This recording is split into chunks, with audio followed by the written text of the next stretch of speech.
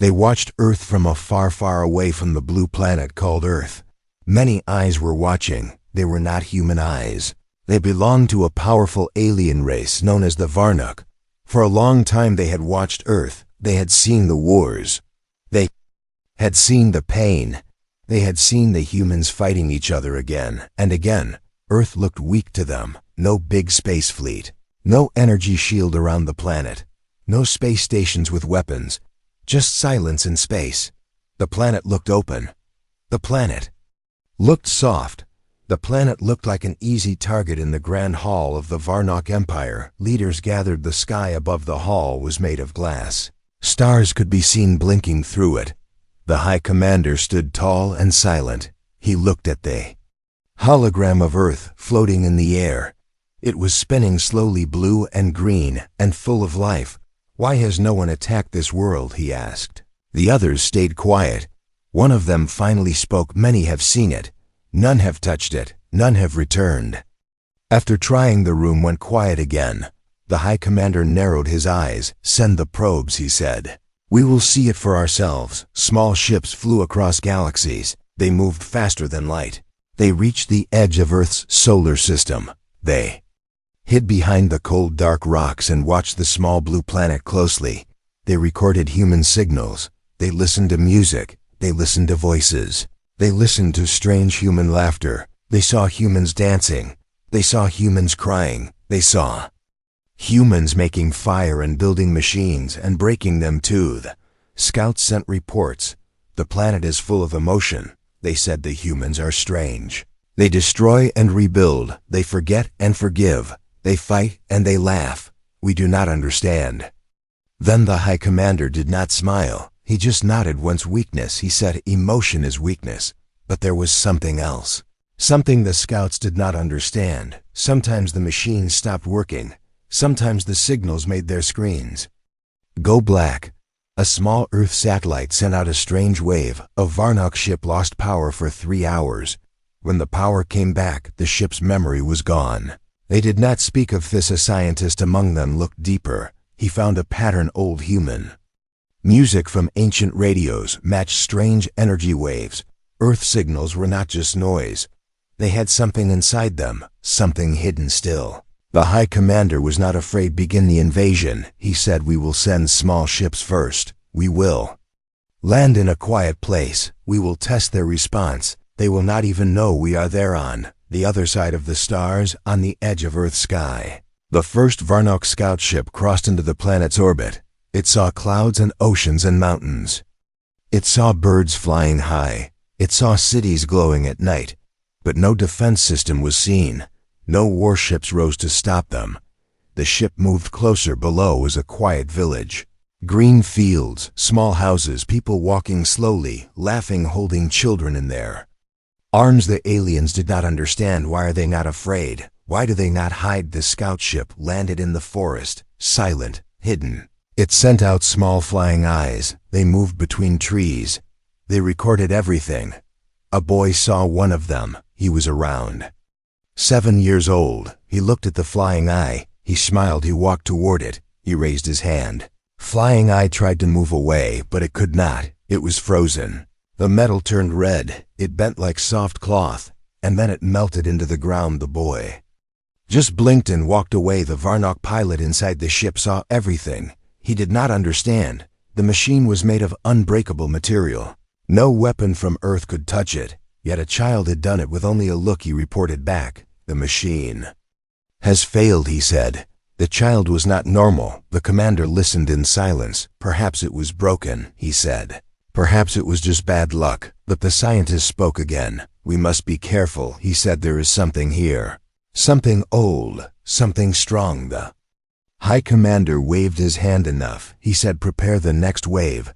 The humans will fall. Earth will be ours." As the ships moved closer, as the stars above Earth began to shift, a sound echoed deep beneath the planet's crust. No human heard it, but far across space, one ancient signal pulsed once, and then went silent. The invasion had begun, and Earth was waiting. The sky above Earth was calm and wide. Clouds moved slowly like soft white animals in the wind. Birds sang without fear. People walked under the sun with no idea that something was coming, something cold, something not of this world. In the dark side of the moon, a shape appeared. Long and black like a shadow stretched across space.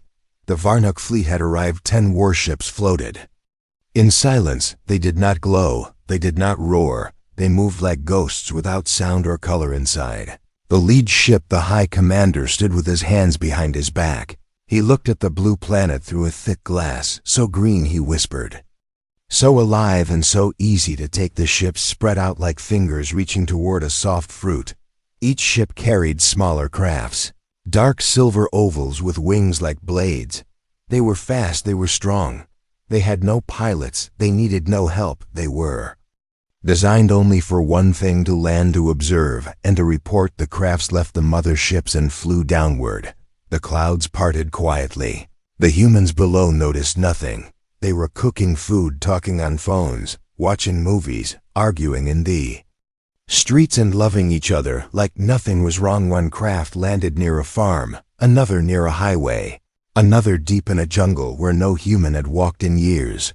The Varnuk called these soft zones, places with no heavy weapons, no army base, no satellites. Close by, the crafts sent out watchers, tiny machines with no legs.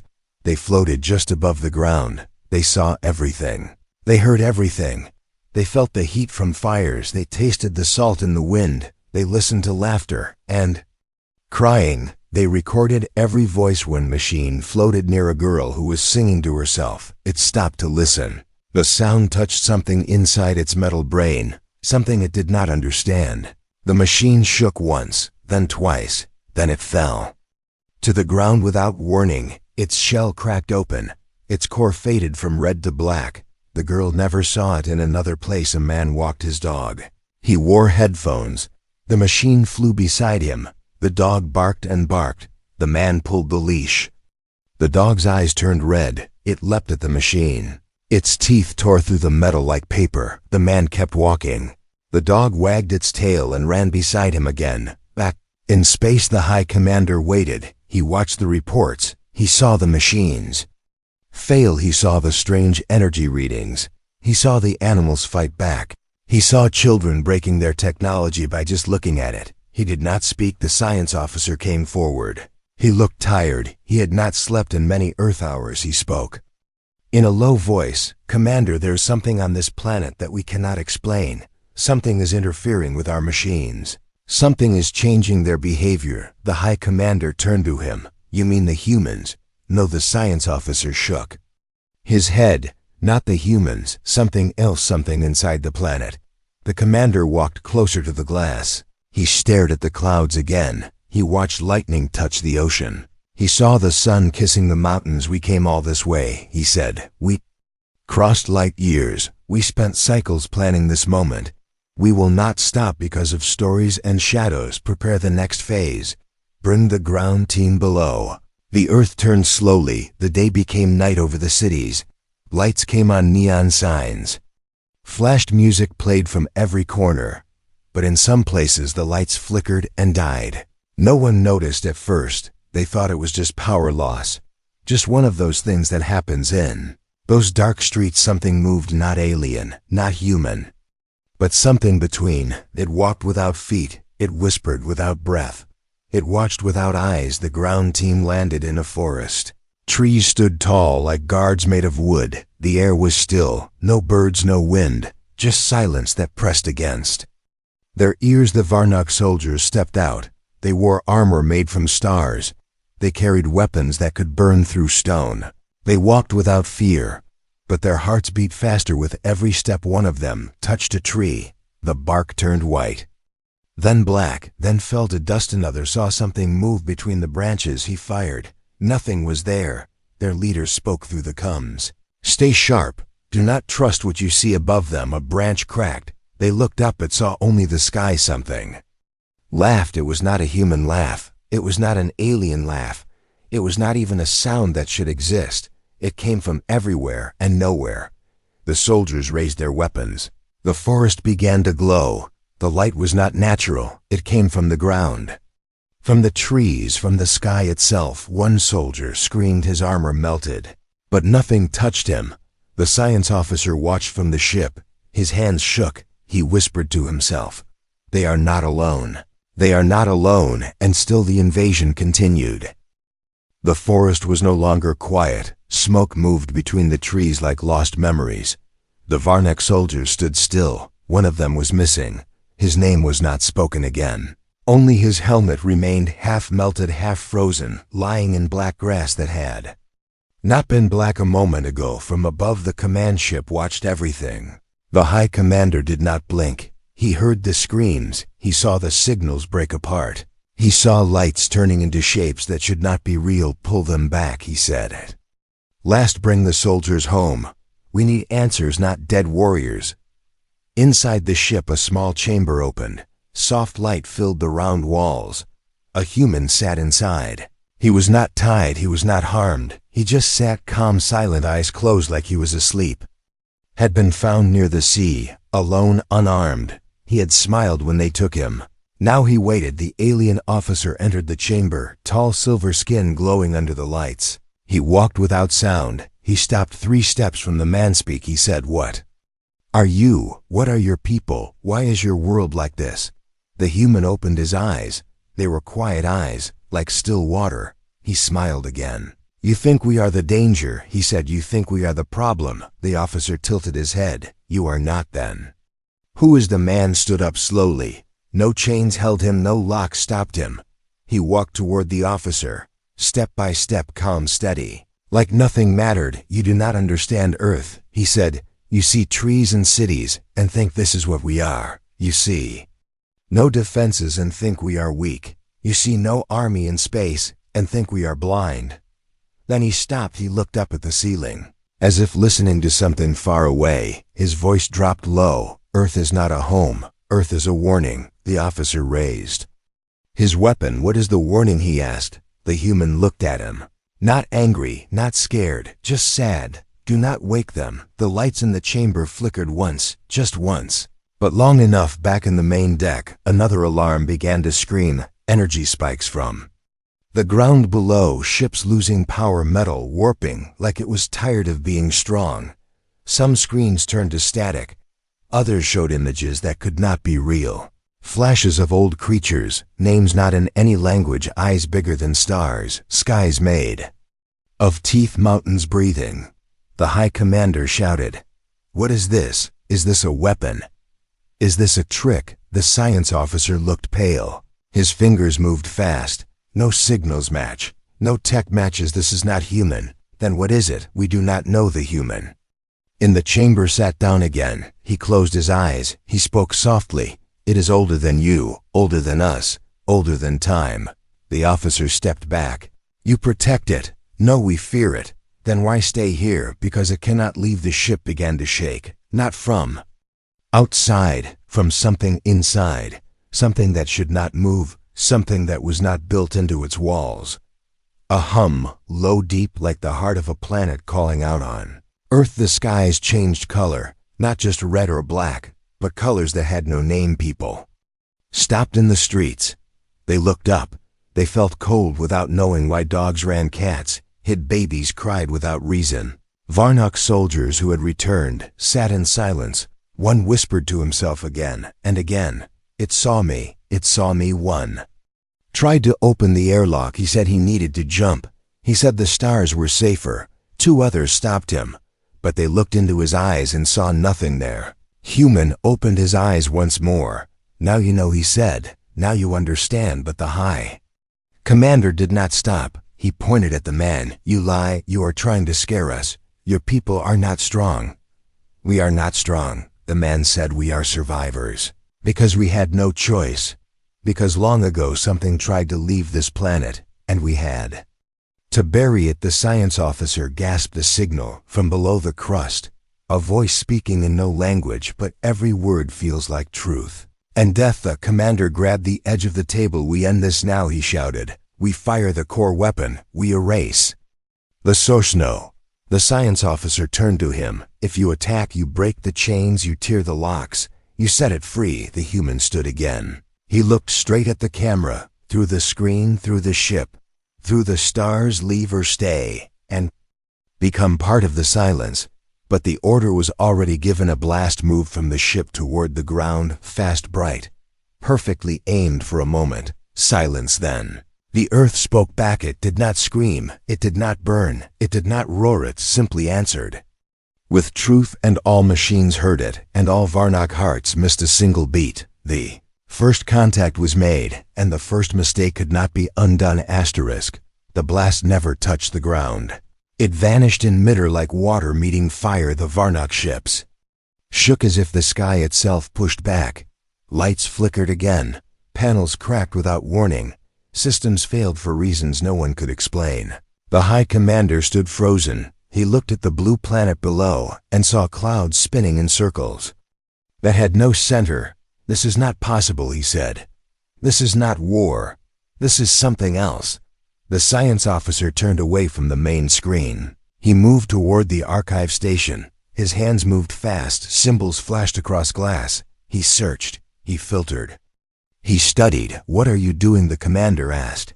The officer did not answer right away.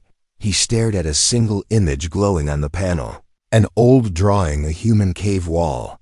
A shape made from red stone. A creature with no face surrounded by circles and fire. He turned slowly. We missed something, he said. Something buried in human myth. Something never told, but always known. The commander frowned. Explain. The science officer spoke with care. When we studied Earth, we saw conflict and chaos. We thought humans were weak. We thought their stories were just dreams and fear. But some of those stories match signals we are now receiving. The commander stepped closer. What kind of stories? Old ones, the officer said. Before cities, before kings, before books. Stories shared by fire, told in whispers, and never written. He opened more files. The screen filled with drawings, all from different tribes, different places, different times. But the shapes were the same, always a circle, always a dark figure, always light breaking. The commander stared. You believe this is real? The science officer nodded. We found matching energy signatures in the ground.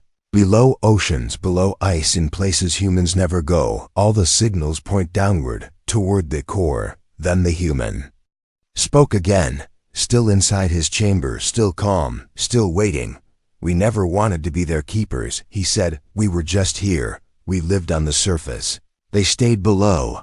That was the rule. The commander turned his face to the screen. You knew, and you let us come. We warned you, he said. But you saw only weakness in space above Earth. The Varnock ships circled. Some wanted to retreat. Some wanted to attack again. Others just waited. One of the soldiers opened a forgotten file. He played a human song, old, soft, a woman's voice. The music touched the walls of the ship. And something answered from below. Not a voice, not a scream, but a memory. Images flashed across every screen.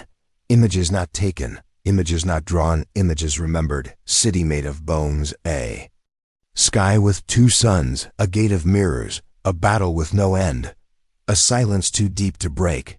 Then the ship went dark, just for a second. But in that second, every Varnock heard something in their own mind. Not words, not sound, just feeling. Something was watching. Something had always been watching back on Earth. The humans felt it too. The air grew still. The birds stopped flying. Even the wind refused to blow in schools. Children looked out the window. In homes, elders whispered old prayers. In temples, candles burned blue instead of red. The Earth remembered, and the Earth warned. In the Varnock ship, the science officer looked up. His voice was thin. There are names in the human world that match this energy. Names used in stories, in books, in dreams. He showed the list: Tomat, Leviathan, Shisha, Abaddon, Dagon, Yaldabaoth, and others with no letters. The High Commander read the list slowly. What are they? The human answered. They are not names. They are locks. Each one is a seal. Each one is a story to keep something hidden. And when you entered our sky, you cracked the first. The officer stepped back from the screen. We need to leave, he said. We need to leave now, but it was too late. The sky above the ocean opened without sound. No fire, no smoke, just space bending. Inward, a tower of light rose from the water, not burning, not glowing, just rising. The Varnock ships turned to look. Sensors failed again. Cameras broke. Words failed inside the tower. Something moved, not fast, not slow, just steady, like time itself had a shape. The science officer fell to his knees. He covered his ears, but no sound came. Still he screamed. The high commander grabbed the controls. He tried to call the other ships, no signal, just symbols he had seen in the human cave drawings. Human inside the chamber looked up one last time. "You wanted to know why no one attacks Earth," he said. "Now you understand." He closed his eyes again and whispered something no machine could translate. The hidden history of Earth was no longer hidden, and the stars would remember this day. The Tower of Light stood in the middle of the sea. It had no door, it had no top, it had no sound, yet the world felt it. From the deep forests to the dry deserts, from the snowy mountains to the burning cities, every heart felt cold for one long moment. Varnock fleet stayed silent above the clouds. No weapons fired, no orders given. The crews waited, some stared, some prayed, some cried, but no one spoke in. The command ship, the high commander, sat still. His hands did not move, his eyes did not blink. He felt a weight in the air, a weight without shape, heavy like memory, sharp like fear. The science officer stood beside him. He looked older. His voice cracked as he spoke. "The energy from the tower is growing. It is not fire, it is not matter, it is something we cannot measure." The commander whispered, "What have we done inside the dark chamber?" The human prisoner opened his eyes. He looked around. He stood again. The guards did not stop him. They had forgotten how to move. The human walked to the screen. He touched it with one hand. The image changed. The tower grew larger, the light brighter, but not to burn, to call. "They are not coming," he said. "They are already here below the earth." Something moved, not in the soil, not in the rock, but in the space between the forgotten places, the lost places, the places humans never dig, because something tells them not to. And the jungle's old statues began to shake. Moss fell away like dust. Eyes carved in stone started to glow, not red, not blue, but a color never named in the cities. People felt cold wind without source. Voices echoed in buildings made of steel. Ancient chants without language. Words that lived only in dreams. Oceans rolled back, not all, just enough to reveal symbols carved into the seafloor, symbols no human ship had ever seen, symbols that matched what the Varnock ships now showed on every broken screen. The science officer stepped away from the console. He stared at his own reflection. His skin turned pale. His mouth moved without sound. He reached for the wall and whispered, "They are not just old. They are not just hidden. They are waiting." The high commander turned sharply. Waiting for what? The human answered from the screen. Waiting for freedom. Waiting for someone foolish enough to open the door. Commander slammed his hand on the control panel. "Shut it down. Shut it all down. We leave. We end this." But the ships did not move. The engines hummed, the lights blinked, but no ship responded. The command ship shook gently, then harder, then without rhythm. Like something alive was touching it. The crew looked out the window, and space looked back, not stars, not light, but something vast, something slow, something breathing. The shadow passed in front of the sun, but nothing was there. Still the day turned dark back. On Earth the ground split in a quiet valley. No noise, no quake, just a clean line across the earth. From it rose a shape, not beast, not God, not machine. Its skin was like smoke, its eyes like mirrors, its arms too long, its mouth never moved. But every living thing heard it. "You are not the first," it said. "You are not the last. You are only the next." The message came not in words, but in thoughts and dreams, in feelings from forgotten lifetimes. Varnock ships received it. The human minds felt it.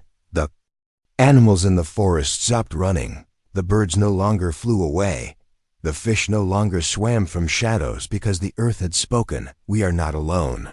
We were never alone." The myths were not stories. The demons were not lies. The monsters were never gone. They had only been waiting beneath, not to attack, not to rule, but to watch, to guard. The human touched the screen again. "Now you see," he said. "You see why no one ever invades Earth." The science officer fell to his knees. his mind filled with pictures. Not of planets, not of stars, but of eyes under the sea, eyes behind the moon. Eyes in the dark part of every human heart. We thought they were protecting themselves, but they were protecting us. The High Commander looked into space, his voice low. Can we leave? The human looked back at him. You can try. And Earth kept watching. Asterisk. The stars watched from above, but gave no light. The Varnuk fleet drifted without control. No engines, no commands, no sense of direction. Only silence between metal walls. And frozen screens inside the command ship. The High Commander sat alone. His voice had gone quiet, his thoughts no longer sharp. He stared at the planet below with eyes that no longer held pride. The science officer stood near the wall with his back turned. He whispered numbers without meaning. He traced symbols in the air. He tried to solve a problem that had no answer. Human in the chamber now walked free. No doors locked, no guards moved, no reason left to stop him. He walked through the halls. Past alien screens, past blinking lights, past machines made from stars, and none of them dared to react. He reached the bridge. He stood before the commander. He spoke gently like a teacher talking to a child. You came looking for weakness, you thought. You found an easy target. You believed Earth was sleeping. But now you see it was never weak, and it was never alone. The commander looked up with hollow eyes. What are you? What are your people? The human turned toward the screen. He raised one hand. Image changed. No signal, no tower, only memories. Memories older than war, older than history, older than breath. He pointed toward the images. We are not heroes. We are not masters. We are not even the owners of this world. We are the keepers, the watchers, the prisoners and the guards. The science officer finally turned around, his face pale, his voice dry. You knew what was buried here. You knew it was alive. The human nodded. Not alive like you think. Not flesh, not spirit. Something else. Something that should never move, never wake, never speak. The commander stood up. Then why stay? Why build cities above cages? Why raise children over sleeping fire? The human closed his eyes for a moment. Because long ago we made a deal. We had nothing. We had stone. We had fire. We had fear. And they offered us life, not safety, not comfort, just time. And in return, the human said, we agreed to live as warning signs, as sirens, as masks that smile while the world hides. Teeth underneath. The science officer took a step back. His hands trembled, his breath shallow. You were the defense system all along. The human opened his eyes again. We were the alarm. If anyone got too close, if anyone stayed too long, we would not stop you. But something else would on Earth. The sky turned deep black. Though the sun had not set, waves rolled backward. Clouds swirled inward. Every animal fell quiet. Every forest stood still. The wind vanished. Time bent. People looked at the sky and saw stars blink out one by one, not fading, not moving. Just erased. In the oceans, shadows rose without shape. In the deserts, dust moved against gravity. In the cities, machines failed to speak. Not broken, just forgotten. The commander looked at his crew. He saw fear, he saw regret. He saw minds breaking in. Slow silence. We were wrong, he said. We were so wrong. The human turned to leave. You were not the first, and you will not be the last, but you came closer than many, and for that we all pay thee. Commander reached for the control panel. His fingers hovered. Can we undo this? Can we return what we disturbed? The ship not from force, but from truth. The kind of truth that lives only in silence. The science officer fell to his knees again. His voice almost gone. They are not part of nature. They are not part of death. They are older than both. The human stopped at the door. Do you know why your weapons failed? Do you know why your machines turned against you? Because Earth does not protect humans. Earth protects the lock, and now the lock has heard you back. On Earth, a child stood in the middle of a field. She looked up. She smiled. She whispered something no adult could understand. The wind returned. But it carried voices, not loud, not angry, just endless voices of those who watched, voices of those who waited, voices of those who remembered. The stars blinked again. The oceans calmed. The clouds parted. But something was different. Something had changed, not broken, not unleashed, just awake. The Truth about humanity was not about power, not about technology, not about war. The truth was fear. The truth was silence. The truth was the earth itself whispering to the stars, "Come closer and listen carefully."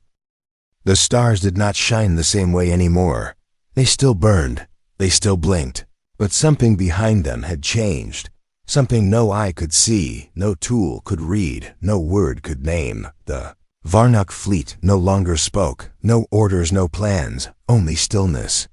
Floating above the earth, not as hunters, not as rulers, but as students, as witnesses inside the command ship, the High Commander sat alone. The crew had gone silent. Some had left the controls. Some had covered their eyes. Some had forgotten what they were doing. The human walked the silent halls. No guards stopped him. No weapons aimed at him. Even the doors opened without sound. He stepped onto the bridge. He looked out the window. He saw the earth below, still spinning, still glowing, still breathing. The commander turned his head. His face looked older now. His voice was dry like paper. "Tell me what happens now." The human did not answer right away. He watched the clouds move. He watched the waves crash. He watched the world live. Then he spoke. "You leave. You forget. You carry this memory into the stars, and you never return." The commander stood. He walked slowly to the screen. He pressed his hand against the glass. The earth felt warm, too warm for a planet so far away. "We thought you were simple," he said. "We thought you were soft, but you were never soft. You were never alone." The human nodded. "We never asked to be protectors. We never wanted to be keepers. We were just the ones left behind to warn others, to guard something older than fear, the science." Officer entered the bridge, his eyes wide, his hands shaking. He carried a small device. It showed symbols moving in a circle. Endless, slow, heavy. He looked at the human. "It is speaking again, not loud, not fast, just there, like breath." The human took the device. He placed it on the table. The symbols began to shift. They formed a word, not in any known tongue. But somehow everyone understood. "Remember." The commander turned away. He opened a channel. He sent a signal across the fleet, the voice of the Varnok. Now cracked. "All ships, all systems prepare for retreat." The ships turned slowly, not in fear, not in panic, but in respect. The stars watched as they left. The earth watched too, but said nothing back. On the surface, the skies returned to normal. The winds came back. The birds began to sing. The waves danced again, but deep below the soil, beneath the oceans, behind the mountains. The watchers remained. They did not speak. They did not move, but their eyes stayed opening. The forest's old stones closed once more. In the deserts, the sand covered strange shapes.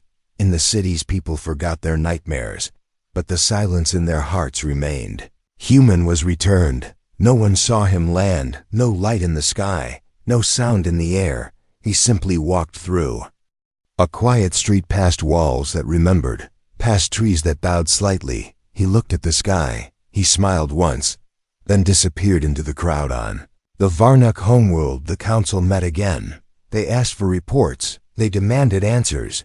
They wanted maps. They wanted weakness, but none came.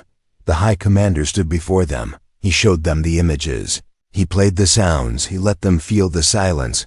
And then he said only 3 words: "Leave." Earth alone. The council asked why. They asked what he saw. He did not answer. He simply looked at the stars and whispered the same word again. "Remember." Across the galaxy, stories began to spread. Not in books, not in files, but in quiet tales told in shadows, in warnings given to explorers, in rules shared between travelers. Do not touch the blue planet. Do not answer its music. Do not follow its signals, because it is not what it seems. Because it sleeps with its eyes open, and when it truly wakes, the stars will forget how to shine in the deep parts of space. On ships lost in time, old screens sometimes flash without reason. Only one message ever appears: Earth is not weak, and the wise will never return.